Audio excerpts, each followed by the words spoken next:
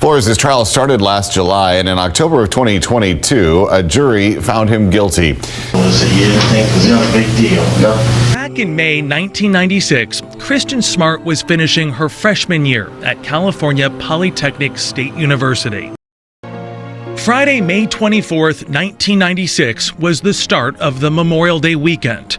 Most students had taken off, but Kristen had stayed on campus. Soon learned she had ended up at a party at this house. It's mostly frat guys from the Kappa Chi fraternity. Became incredibly intoxicated, whether she was drugged or whether she just had a lot to drink. She ends up passed out on the lawn next door. Bert says Kristen could not stand on her own, so Anderson, who was also at the party, began helping her back to campus. They were soon joined by another party goer, Paul Flores. As they describe it, Paul Flores just sort of appears out of nowhere and offers to help. He gets his arm around her torso and her arm around his neck, and he's helping her walk. Paul keeps stopping along the way and letting Cheryl Anderson know, "You can go on ahead, I've got her, it's fine." She didn't think that was okay, so she slowed down and walked with them. When they reached the turnoff to Cheryl's dorm, she says Flores tried to hug and kiss her.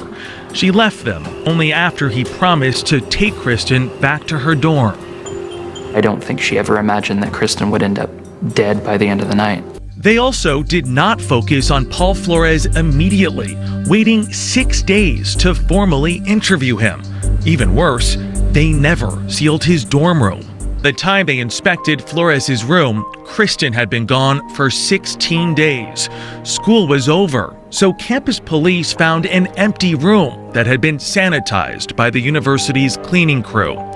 Any evidence that might have been there was long gone. Lambert quit his job to create a podcast. Bert began looking into what happened to Kristen, collecting articles and documents, chasing down leads, and tracking down anyone with information. 4 months after that futile search, Paul Flores was brought before a grand jury. No charges were ever filed. Just weeks later, Kristen's frustrated parents contacted James Murphy, a local civil attorney. Murphy immediately filed a wrongful death lawsuit against Flores in civil court. And it says wrongful death, and then I put murder. Putting murder on the lawsuit was sending a message to Paul Flores and his family that we believe that he killed Kristen and that we're coming for him.